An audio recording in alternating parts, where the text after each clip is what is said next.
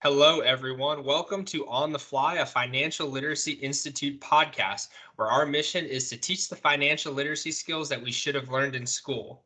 Today, I am joined by Olayinka Famadou and our special guest, Kyle Oberlin. Guys, how are we doing today? Doing great. I'm great, thank you. Awesome, awesome. So, typically on FLI, we cover financial basics, investing, business ownership, real estate, and everything in between. And the beauty of our podcast is that we do this on the fly with no rehearsals, no previous questions being passed between each other. And really, with today's focus, Kyle, his sweet spot is real estate, both investing and as a realtor himself. So, Kyle, if you don't mind, can you give us kind of a background on yourself, both what you do on the agent side, but also on the investing side?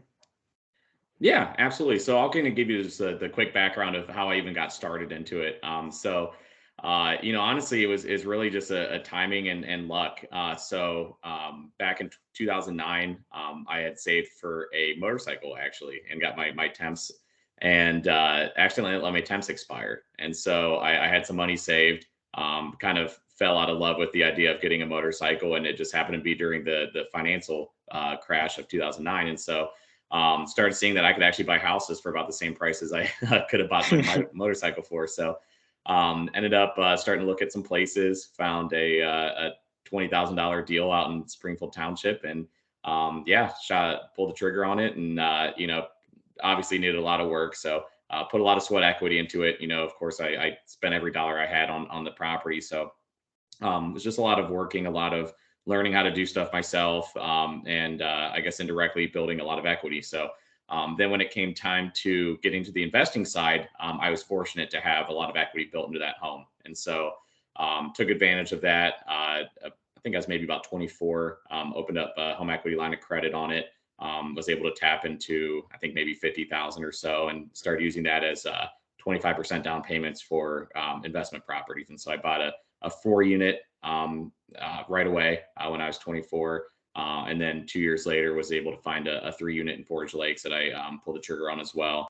I just started kind of honestly building from there. But I already had my two rental properties before I even got my real estate license. And so it kind of just made sense as a natural progression for me that I had these rental properties. I already kind of was dabbling. I already, basically had 3 transactions under my belt before I was 27.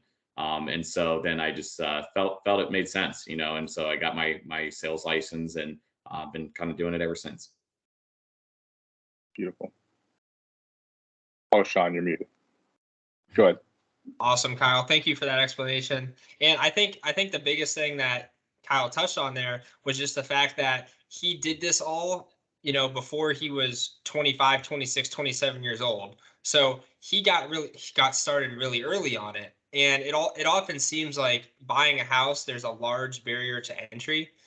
You think that, oh, I have to be 30 years old, I have to be married, have kids, have a full-time job. But in reality, there's creative ways to do this. And I think this is really where Kyle can help all of us and all the listeners as well understand that you don't have to do, 20-25% down to get into an investment property. There are creative ways to structure that. And not only has, Kyle been a great resource to me in terms of learning how real estate works and learning the business, but he's also helped me purchase not only my personal residence, but a rental property as well.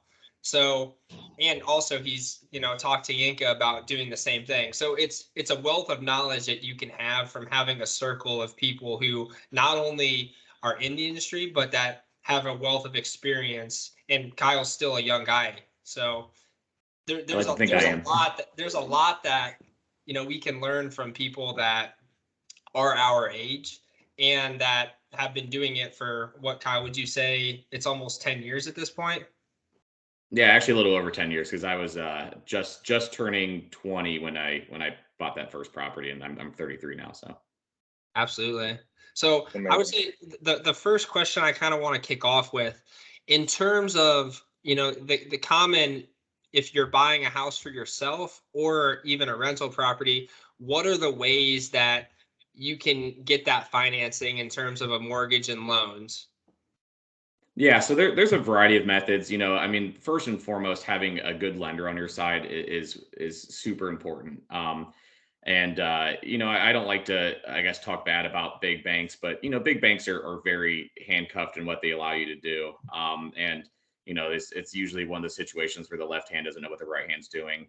You just have a lot of people touching your file, and so partnering with a smaller lender, typically local smaller lenders are my kind of niche.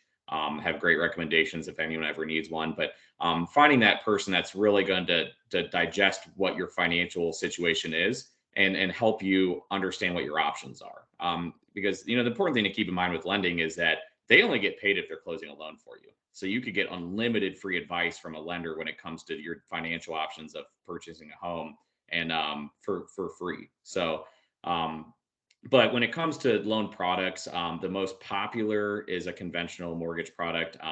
In some cases, that could be a 0% down. There's first-time homebuyer loans that you can get. They're called OFA loans.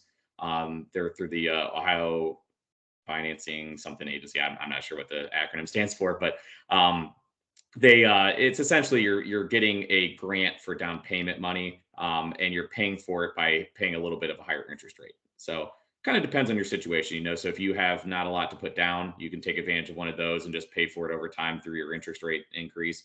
But you could also do a 5% conventional with just a standard interest rate, all the way up to however much you want to put down. And then there's also 3.5% FHA loans. Then of course, if you're a veteran, you could do a 0% down loan as well. Right now, being in this super low inventory market, it's very tough if you are FHA or VA, because that's kind of a lot of resistance on the lending side for those. And so if you could go conventional, absolutely the best way to do is conventional. But sometimes if your credit score doesn't meet that criteria, then you kind of are forced into an FHA situation. Gotcha.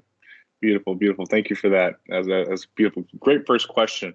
And I think Sean might have mentioned this a little bit earlier, because you did actually help me probably a month and a half back, and I've been taking a lot of those steps that you've been talking to me about. But I would love for those who are like me, who might have a good reserve of money, who are interested into getting real estate. Can you kind of like fundamentally break down a couple of the steps that I remember you giving me to our listeners on how to just get into this if they have, like, say, $15,000-$20,000, but yet they want to get into the real estate market, but they don't really know how?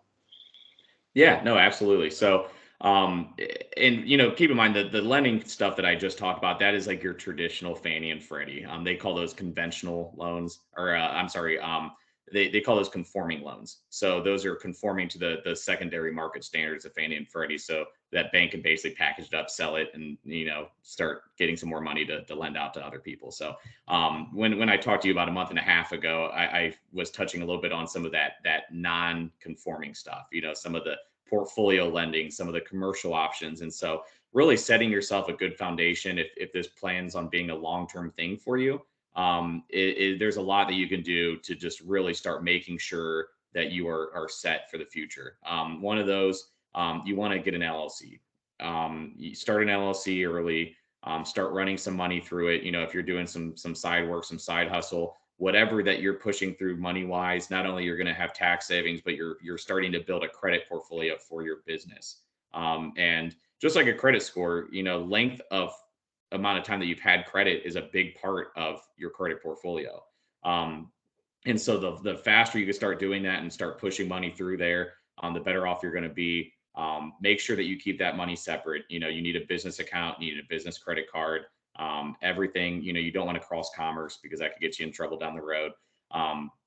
And set that foundation early on. So then when you do go and buy that property, you can start using it as a pass through. You already have it established. And then of course, the more you buy, the more you're pushing through there and the better credit profile you have, to where eventually down the road, you'll be able to tap into business credit and portfolio lending, and just kind of this whole nother world of pulling money together. Mm-hmm. Gotcha. Appreciate that. Thank you. Absolutely. And I would say along those lines too, in terms of, okay, maybe you want to get into investment properties, you may have a little bit of money like set aside in savings, but you don't have enough for a 20% down. What kind of steps could our listeners take to get into investment properties, but without putting the full 20% down? Yeah, so you can buy so the 20 or 25% down, that is more for that is a Fannie and Freddie standard for a home that you plan on not living in. And so what a lot of people do, probably the most common answer to your question would be house hacking when it comes to buying like a duplex, for example, because you have two separate living spaces. You can consider it your primary residence, buy it with a 5% down or less loan. And then, once that threshold of the loan is over, sometimes they like a year or two, they make you stay there before you're allowed to really rent out the other side and buy something else. You could do that, use a low down payment loan to get something that you're going to owner occupy, whether it be a duplex, or you can just owner occupy a single family home, pay on that mortgage, build some equity, and then pull out a home equity line of credit on it. Mhm. Perfect, perfect. And that actually, that's beautiful. You just talked about that and touched on that, because that home equity line of credit, that's a HELOC, right? So can you tell our listeners a little more about that? Yes. So typically, and again, me not being a lender, these are kind of my understanding of it. But typically, with a HELOC, they'll let you pull out 75% of your equity. So if you have $100,000 house, you don't owe anything on it, they would let you pull out $75,000. Of course, a lot of it has to do with your personal credit profile. So if you have a score to match and decent income. But with that being said, yeah. So being able to pull that 75% out is huge, because that's money you can use for anything. There's no limit to that money. It's a lien position on your home. So of course, if you screw up, then yeah, they could go after your house. But as long as you don't screw up and use it for income producing assets, then it's going to be a win-win, because you might be paying right now on a HELOC, you might, with rates going up, maybe 4.25%. But if you can go and roll that into an investment property that's making you a 10-12% cap rate, then you're at a quite a bit of a net positive there. Right. So it's kind of like cyclical, right? You can take this HELOC, put it on another property, and kind of continue going with it, essentially. Yep, exactly. Beautiful, beautiful. Awesome. Thank you for that. And two, in terms of HELOC, there's some noise that is often, I guess, put out in our society, where even some lenders will say this. It's like, if you have equity in your house, take out a HELOC to buy a boat, take a vacation, stuff like that. That's the common, like, I guess, opinion of HELOCs. And that's, I think, why people think that they tend to be risky. But like what Kyle said, if you're using a HELOC to buy an income producing asset, it's really not risky at that point, because you're using it to make yourself more money versus buying a depreciating asset or buying a liability type of thing. Mm-hmm. Absolutely. And one note on HELOCs as well is you are only paying interest on the money that you pull out of it. So if you have the $75,000 HELOC, say for example, and you only pulled out 20,000 of it for a down payment, or whatever you used it for, you're only paying that 4.25% or whatever your interest rate is on the money that is currently pulled out of the HELOC. So it's really just like this revolving line of credit that you can really keep open for however long you need to, and only pay on the interest, that the money that's out of it. Mm-hmm. Perfect, perfect. No, that's beautiful. I love that. Even I learned a little bit from that. That's perfect. Thank you. Another question I might have is that, let's say someone acquires their first, second, third property and so on.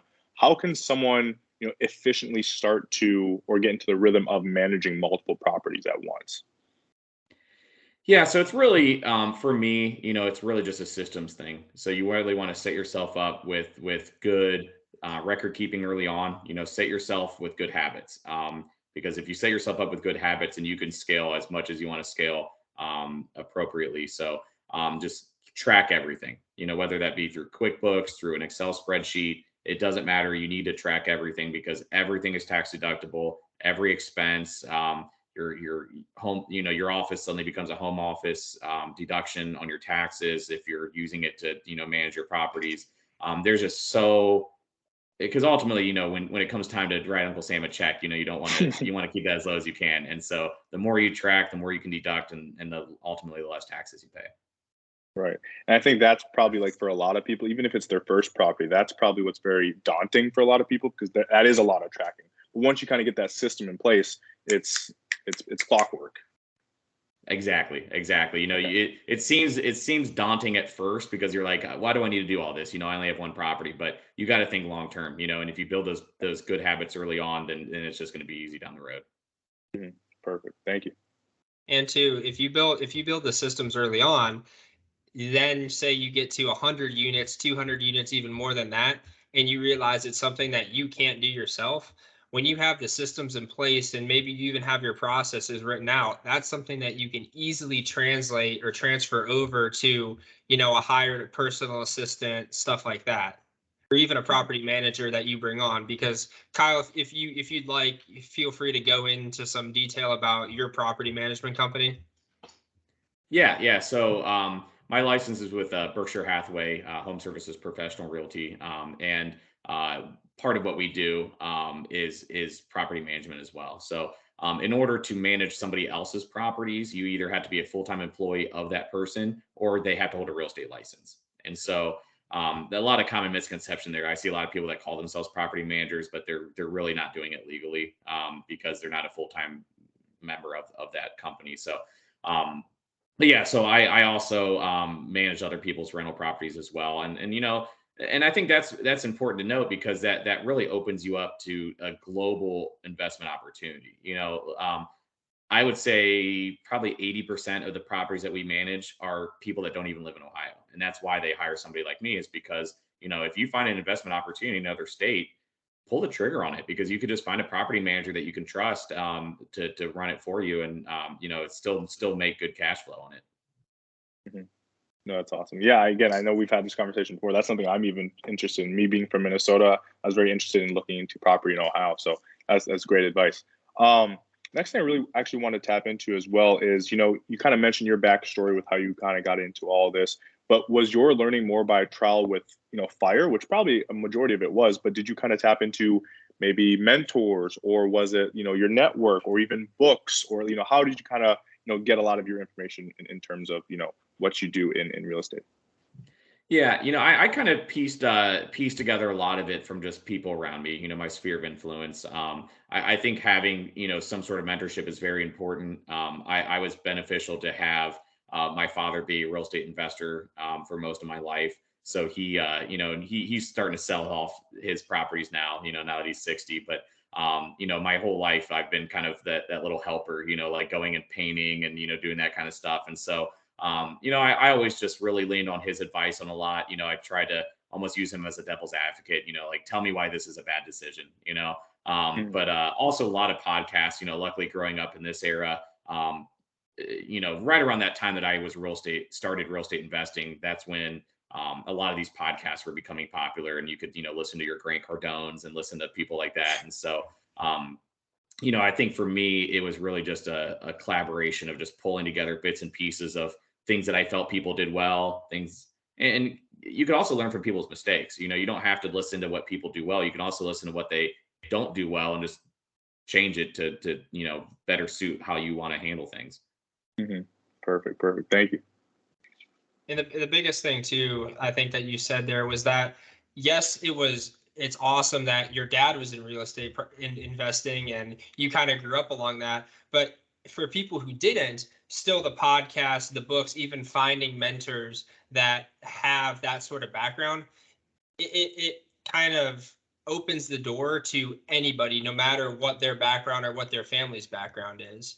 And I think going into my next question, as a person both that's either just looking to buy a personal residence or investment properties, as an investor or a home buyer, what are some traits that we can have that make it both easier on you as an agent, but also as someone, that you want to do business more often? Yeah, so you know, honestly, just being open to advice. You know, I use the saying all the time. You know, some people are immune to good advice, and it's unfortunate. You know, I mean, to me, if I'm not comfortable with something, I am absolutely going to seek the advice of somebody that knows what they're talking about. You know, you got to have your aces in their places, so to speak, in your life. And so, you know, if you have a real estate guy that's willing to mentor and help, you know, guide you in the right direction, just listen to their advice, and you'd be surprised how many people don't. You know, I worked with a flipper a couple years ago that bought a property with me despite me saying, hey, it's only a 2-bedroom. I don't think this is going to be great for this area. And then he goes and, balls out and puts granite everything and, makes this way more than it should be for this area. And then, then he gets mad at me when I can't sell it for what he has into it. And it's like, well, if you would just lean on my advice and just, listen to, some of that stuff, this could have went a lot smoother. And so as crazy as it sounds, really just being open-minded and listening to advice is my bread and butter when it comes to having a great client in front of me. Mm-hmm. And that's awesome you say that too, because, Sean definitely listened to your advice, and that's why you guys are very close now. So if you guys can, just a little bit unprofessionally, can you talk about, how you guys met and your kind of, relationship, kind of, go back into in time of how Sean and Kyle met? Yeah, well, really, I just helped him buy a house, and then realized that he had a good head on his shoulders, and that he, again, was open to advice and wanted to learn. And honestly, that's people like me love to teach. Like I have a coach's heart. I was a high school track coach for 10 years, and so it's really like people like me, and there's a lot of me's out there. We're passionate about this stuff. We like to talk about it, and not a lot of people like to talk about this. Like, why are you telling me this? That's boring. Blah blah blah. So anytime that you meet somebody like Sean, from my perspective, it's like great. He wants to learn, and he's open to it, and and he's young, so it's he has a lot of potential there. So yeah, I enjoyed shooting the breeze with him on this kind of stuff, and then he started executing, and he's growing. That's beautiful. You're too kind. I appreciate it. And I think the other thing too that's important is I'm the type of person that asks a lot of questions, and I've dealt with people who don't like being asked a lot of questions. But I think the thing that sets Kyle apart is that he's willing to answer every single one of my questions, but also go into extreme detail about it, and even more detail than I necessarily like, or I guess originally thought I needed.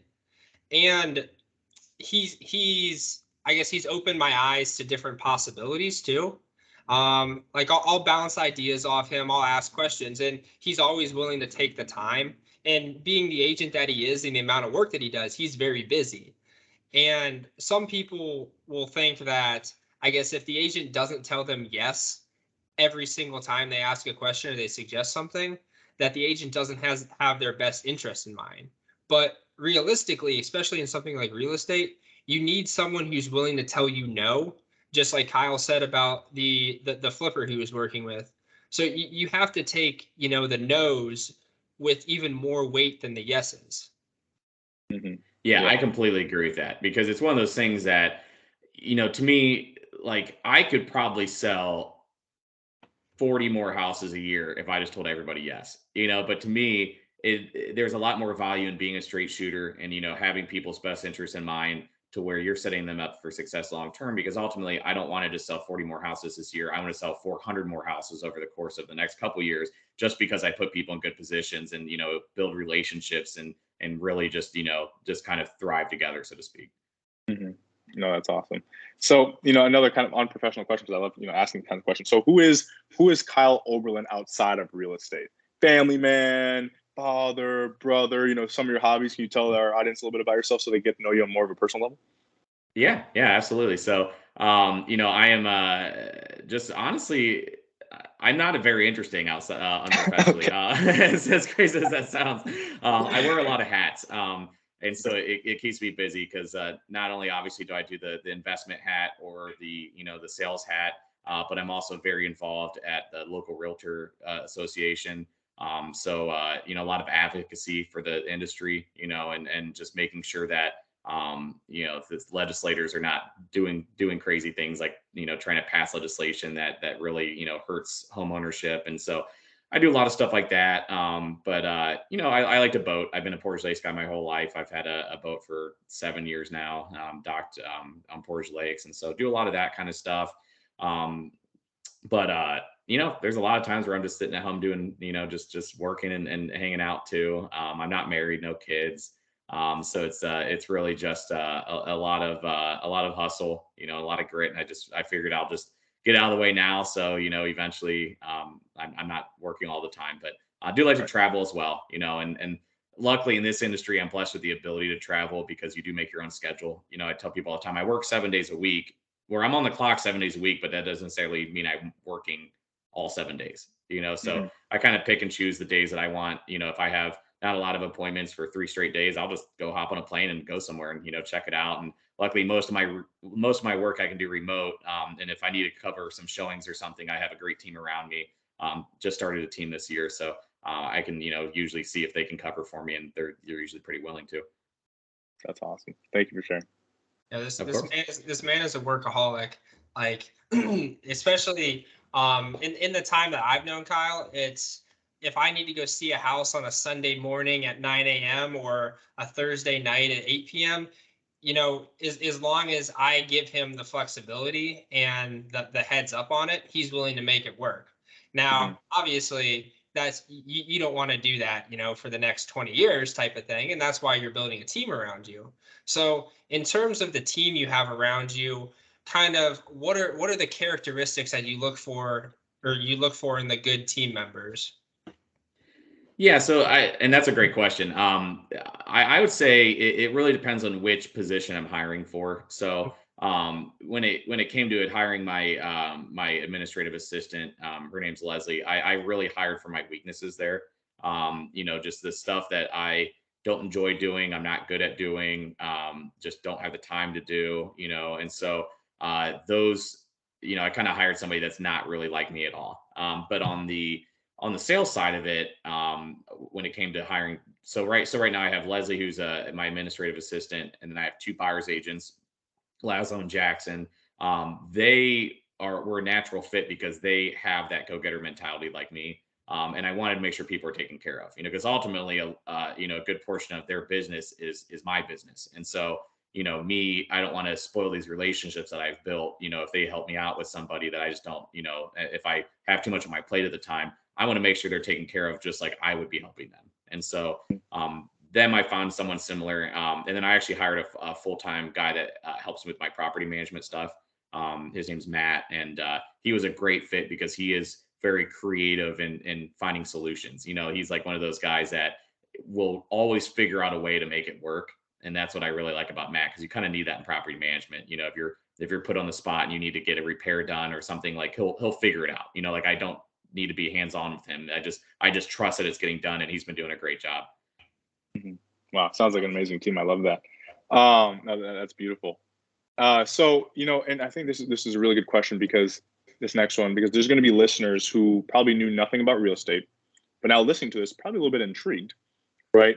And let's say for that individual, they're, financially literate because they've been tapping into FLI, but yet maybe because, again, they're interested now with real estate, what is maybe the number one thing they can start looking into, whether it's maybe their network in real estate, or it's building capital, or it's, like, what is that number one thing that someone who is now intrigued and want to get into it, again, is financially literate, whether, again, capital, network, what is that number one thing for that person now who's listening right now and wants to kind of get into this space? Yeah, I would say it's really 2 things, because you could do them both at the same time. Building capital is absolutely important.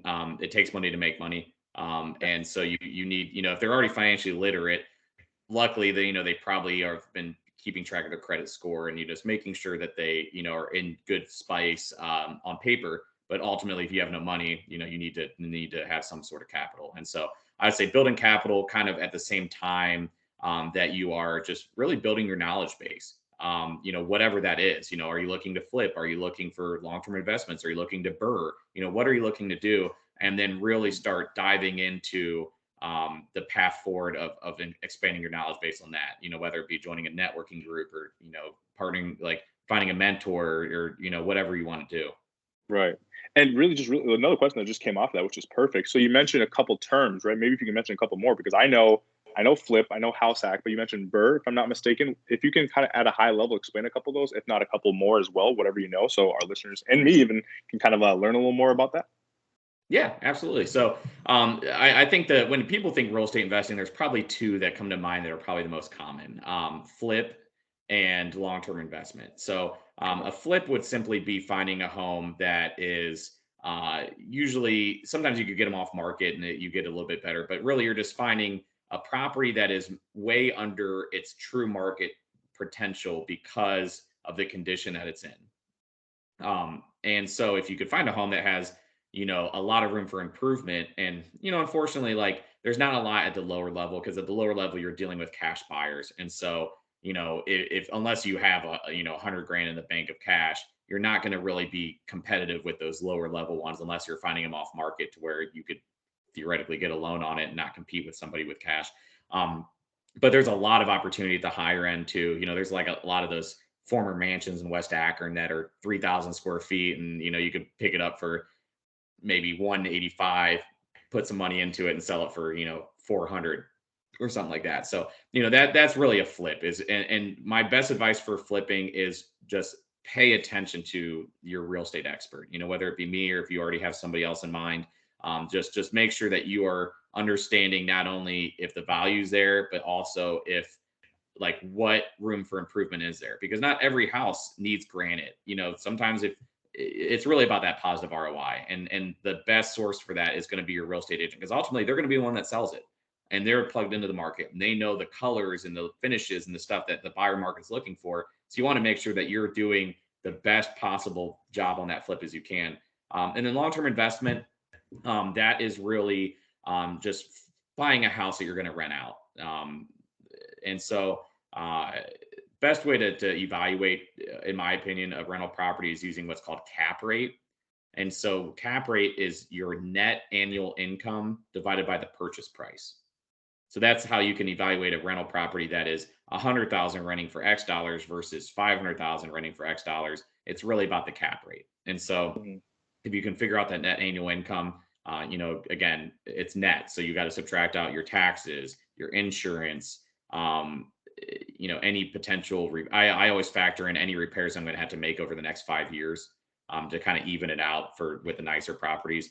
And just really, any owner paid utilities, you subtract that out on an annual basis and then divide it by your purchase price. So a good cap rate, I'd say in a quote unquote nice area is going to be probably between 7 to 10%. Anything more than that, it's like, there must be something wrong with that house. But and then you could find stuff in an average area between maybe 10 to 18%, I'd say, anywhere in there, just depending on how much deferred maintenance there is. So that's your long-term investment. Burr would be a great option if you have cash. And Burr is something that I do a lot with my investors. I don't personally Burr, just because it's very popular on single family homes, and I'm more of a multifamily investor. But so Burr stands for buy, renovate, refinance, repeat. So it's actually 3 R's, BRR. Okay. And so how that looks is you find a single family home that does have a little bit of room for improvement, but really not a lot, because you're just going to rent it out anyway. So it's more of like lipstick on a pig kind of situation, slap some paint on it, put some new flooring down, maybe paint the cabinets, something like that. Paint the basement walls and floor, just kind of make it look better than it did, but for not that much money and not that much time. So what you do is you say you find it for 60,000, you go buy it in cash, and then you do that stuff over the course of 2 weeks or whatever, and then you refinance it. So you do a cash out refi on it, and in that situation, you usually pull about 80% of your equity out of the home. But the goal would be to get it to appraise for enough to where you're getting all of your money out. So if you could build 20% of value from what you bought it for just by putting some lipstick on it, and if it appraises for that high, then you're able to pull every dollar out of that home that you paid for it, and then you just go and do it again. But now you have that asset that you can rent out, and you have a home equity loan on it, or a cash out refi that you're really at 4.5%, 4.25%. So then, Right. Again, back to our earlier conversation, you can go and make 11% with it instead. Wow, beautiful, beautiful. Thank you for that. I learned a lot from that right there. That was awesome. Absolutely. And to kind of, as we wrap up here, I have a few more questions, and Yinka may have a couple more as well. Question number one, and not to necessarily put you on the spot for this, but in terms of the current real estate market, we're starting to see interest rates rising. Maybe home prices are leveling out. Demand might be decreasing, but even with demand decreasing, it still seems high. What's your outlook over the next 6 months to a year? Yeah, honestly, yeah, I mean, you do see it slowing a little bit, but that's it's like a car that was already going 50 over the speed limit and now it's going 30 over the speed limit. Like it's decreasing, but it's still crazy. And so we went from hyper low inventory, which is usually about 10 buyers for every one home, to probably about 7 buyers for every one home. And so, it's still very competitive. The thing is the housing, people always need somewhere to live. And so, the current economic conditions with the rising rates is very, very different than what it was in 2008, 2009. And so, the people that are waiting for this bubble to pop are going to be waiting for a really, really long time, because there's no bubble to pop. It's really just a housing shortage. The pandemic has, put a squash to a lot of builders, a lot of building materials. That's why everyone's complaining about plywood and 2x4s being so expensive, because a lot of this stuff was completely put on hold. And so new construction was, tapered off because of that. And just so many factors went into this housing shortage that even if rates get crazy, 6, 7, 8%, there's still going to be a seller's market for quite some time.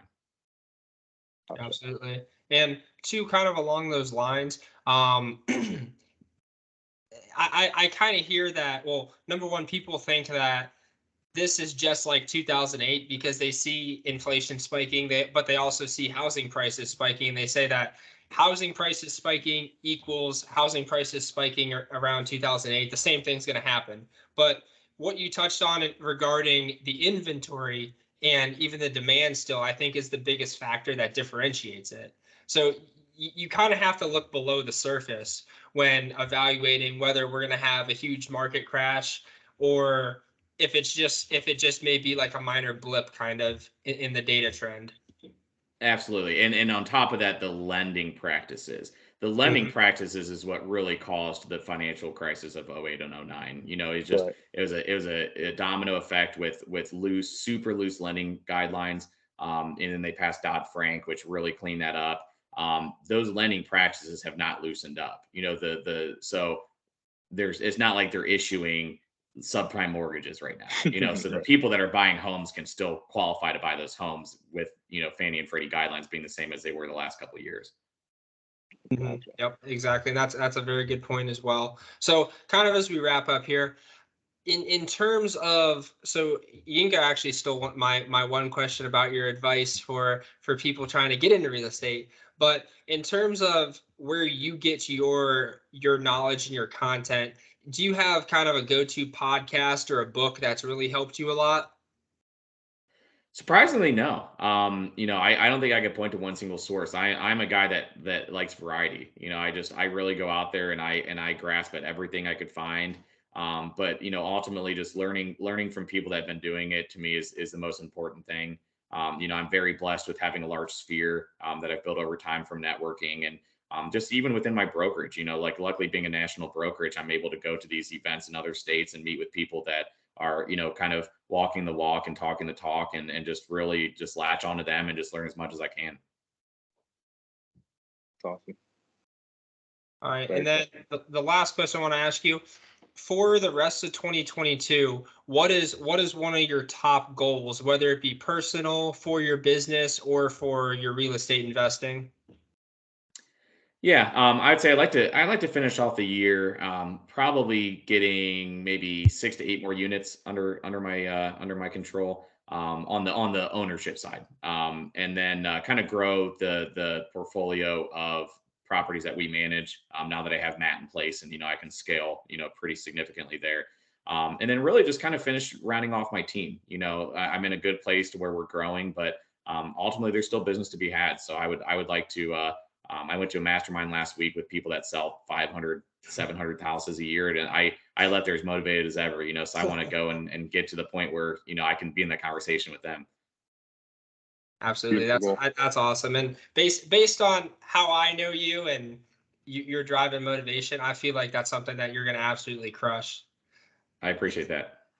And last question, in terms of reaching out to you, maybe they have questions about real estate. They want to look at houses here in the Akron, Canton area. What's the best way to get in contact with you? Yeah. So you can text me anytime. My cell phone is 330-714-5807, or you can email me. My email is kyle@therealestate.pro. Awesome. Perfect. Thank you. And Yinka, how can our listeners find you? Yeah, I know you can find me on LinkedIn at my name. So Olayinka Famadu. I'm primarily on LinkedIn. Absolutely. And you can find me on Instagram at Sean Lacey 7 or at LinkedIn at Sean or just Sean Lacey, SeanLacey. But other than that, Kyle, we appreciate your time tonight. I think you touched on a lot of valuable nuggets that whether you're just getting started in real estate and investing, or you've already been in it for a while, but you're looking to continue to grow. I think that's just there's plenty of things that we talked about in here that our listeners can take and run with and continue to grow their portfolio and grow their wealth. So thank you for that. Yeah, thank you. Absolutely. Thanks, gentlemen. I appreciate the time, and you both have a good one. 100%. Yinka, thank you for co-hosting as well. And this has been an episode 5 of On the Fly, a Financial Literacy Institute podcast. Thank you and have a good night.